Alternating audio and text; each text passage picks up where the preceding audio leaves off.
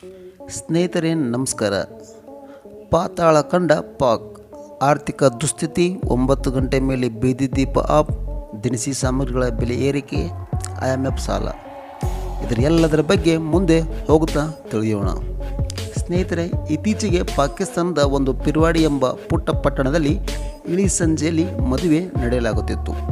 ಅಲ್ಲಿ 6 ಖಾದ್ಯಗಳು, ಬಗೆ ಬಗೆಯ ಅಡುಗೆಗಳು ಘಮಘಮಿಸುತ್ತಿದ್ದವು.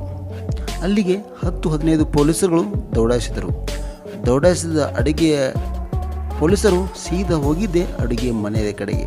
ಅಡುಗೆ ಮನೆಯನ್ನು ಪರಿಶೀಲಿಸಿ 5-6 ಬಗೆ ಬಗೆಯ ಅಡುಗೆಗಳ ಫೋಟೋವನ್ನು ತೆಗೆದುಕೊಂಡು ತಡ ಮಾಡದೆ ಮದುಮಗನ ಮೇಲೆ FIR ದಾಖಲಿಸಿದರು. ಸ್ನೇಹಿತರೆ, ಈ ಸುದ್ದಿ ಕೇಳಿದ ಮೇಲೆ ನಿಮಗೂ ನಗು ಬರಬಹುದು.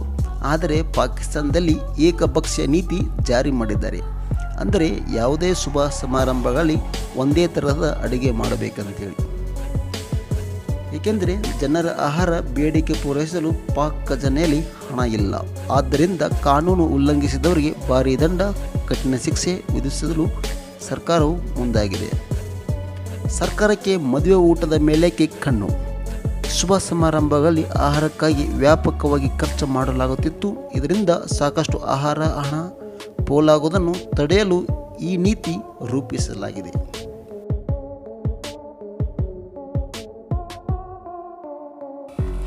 ಪ್ರೆಸೆಂಟಾಗಿ ಮಾರುಕಟ್ಟೆ ಬೆಲೆ ಪಾಕಿಸ್ತಾನದಲ್ಲಿ ಹೀಗಿದೆ.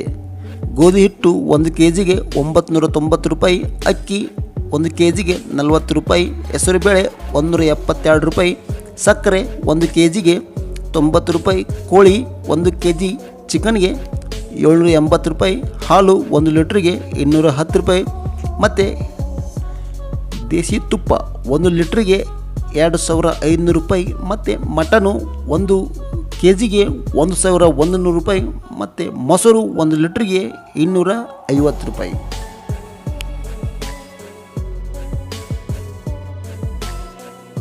ಪಾಕಿಸ್ತಾನ ಈ ಸ್ಥಿತಿ ತಲುಪಲು ಕಾರಣ. ಪಾಕಿಸ್ತಾನದ ಮೇಲಿನ ಸಾಲದ ಭಾರವೇ ಅಲ್ಲಿನ ಆರ್ಥಿಕ ದುಸ್ಥಿತಿಗೆ ಕಾರಣ. IMF ಸದ್ಯದಲ್ಲೇ ಬೇಲೌಟ್ ಅಂದರೆ ಪ್ಯಾಕೇಜನ್ನು 3ನೇ ಕಂತನ್ನು ಬಿಡುಗಡೆ ಮಾಡಲಿದೆ. ಈ ಕಂತು 9,000 ಕೋಟಿ ರೂಪಾಯಿ ಆಗಿದ್ದು, ಈ ಹಣ ಬಿಡುಗಡೆ ಬಳಿಕ ಪಾಕ್ನ IMF ಸಾಲದ ಮೊತ್ತ ಒಟ್ಟು $300 ಕೋಟಿ ಮುಟ್ಟುತ್ತದೆ. ಇದಕ್ಕೆಲ್ಲ ಪಾಕ್ ಬಡ್ಡಿ ಕಟ್ಟುತ್ತಾ ಕೂರಬೇಕು. ಮತ್ತು ಸೌದಿ ಅರೇಬಿಯಾ ಚೀನಾದಿಂದ ತೆಗೆದುಕೊಂಡ ಸಾಲ ಪಾಕಿಸ್ತಾನದ ವಿಪರೀತ ಬಡ್ಡಿ ಕಟ್ಟುತ್ತದೆ. ಚೀನಾದ ಸಾಲ ತೀರಿಸಲಾಗದೆ ತನ್ನ ಕೆಲವು ಆಯಕಟ್ಟಿನ ಭೂಭಾಗಗಳನ್ನು ಚೀನಾಗೆ ಗುತ್ತಿಗೆ ನೀಡಿದೆ.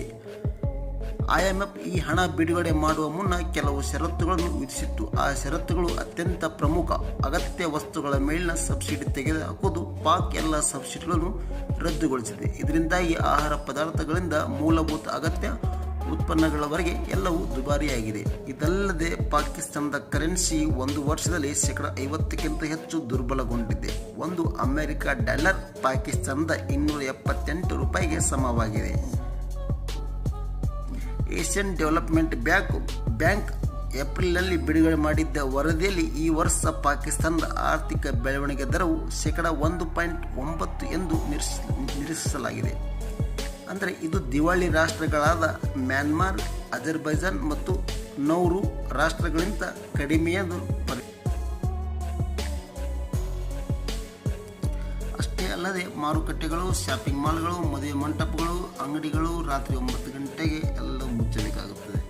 ಇದಲ್ಲದೆ ಸರ್ಕಾರಿ ಕಚೇರಿಗಳನ್ನು ವಾರದಲ್ಲಿ 5 ದಿನ ಮಾತ್ರವೇ ತೆರೆಯಲಾಗುತ್ತಿದ್ದು, ಶನಿವಾರ ಕಚೇರಿ ಮುಚ್ಚುವುದರಿಂದ ವಾರ್ಷಿಕವಾಗಿ ಸುಮಾರು 7,830 ಕೋಟಿ ರೂಪಾಯಿ ಭಾರತೀಯ ರೂಪಾಯಿಯಲ್ಲಿ ಉಳಿತಾಯವಾಗುತ್ತದೆ ಎಂಬುದು ಸರ್ಕಾರ ಲೆಕ್ಕಾಚಾರ. ಇದಲ್ಲದೆ ಸರ್ಕಾರಿ ಉದ್ಯೋಗಿಗಳು ನೀಡುವ ಇಂಧನದ ಪ್ರಮಾಣವು 40% ಕಡಿಮೆ ಮಾಡಿದ್ದು, ಪೆಟ್ರೋಲ್ ಉಳಿಸಲು ಮನೆಯಿಂದಲೇ ಕೆಲಸ ಮಾಡುವ ಆಯ್ಕೆಯನ್ನು ಪಾಕಿಸ್ತಾನ ಕೈಗೊಂಡಿದೆ. ಇನ್ನೊಂದೆಡೆ ಪಾಕ್ ಸೇನೆಯು ಶುಕ್ರವಾರದಂದು ತನ್ನ ಯಾವುದೇ ಅಧಿಕೃತ ವಾಹನ ಓಡಿಸದೆ 1 ವರ್ಷದಿಂದ ಡ್ರೈ ಡೇ ಆಚರಿಸಿಕೊಂಡು ಬರುತ್ತಿದೆ.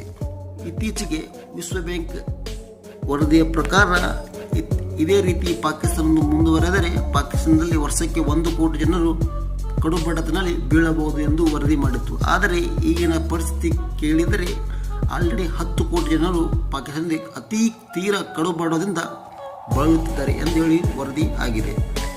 ಹಾಗೆಯೇ ಅಲ್ಲಿ ನಾಯಕರೊಬ್ಬರು ಹೇಳ್ತಾರೆ ಭಾರತ ಸೂಪರ್ ಪವರ್ ಆಯಿತು ಅಂತೇಳಿ. ಯಾಕಂದರೆ 77 ವರ್ಷಗಳ ಹಿಂದೆ ಭಾರತಕ್ಕಿಂತ ಒಂದು ದಿನ ಮುಂಚೆ ಸ್ವತಂತ್ರ ಕಂಡ ಪಾಕಿಸ್ತಾನ ಇಂದು ದಯನೀಯ ಸ್ಥಿತಿ ತಲುಪಿದೆ.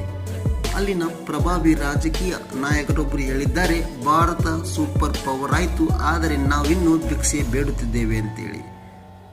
ಇದೇ ರೀತಿ ನಾವು ಮುಂದುವರೆ ನಾವು ದಿವಾಳಿ ಆದ ರಾಷ್ಟ್ರ ಅಲ್ಲ, ನಾವು ಆಲ್ರೆಡಿ ದಿವಾಳಿ ಆಗಿದ್ದೇವೆ ಅಂತೇಳಿ. ಸ್ನೇಹಿತರೆ, ಅದೇನೇ ಆಗಿರಲಿ, ಪಾಕಿ ಇಷ್ಟೊಂದು ಆದರೂ ಕೂಡ ಅವರಿಗೆ ನಮ್ಮ ಮೇಲೆ ದ್ವೇಷ ಏನೂ ಕಮ್ಮಿ ಏನೇ ಆಗಿರಲಿ ಸ್ನೇಹಿತರೆ, ಈ ಜಾಯಮಾನದಲ್ಲಿ ಪಾಕ್ ಬುದ್ಧಿ ಕಲಿಯುವ ಹಾಗೆ ಕಾಣ್ತಾ ಇಲ್ಲ.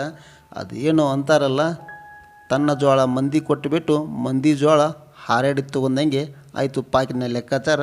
ಸ್ನೇಹಿತರೆ, ಇದು ಆಗಿತ್ತು ಈ ಒಂದು ವಿಡಿಯೋ.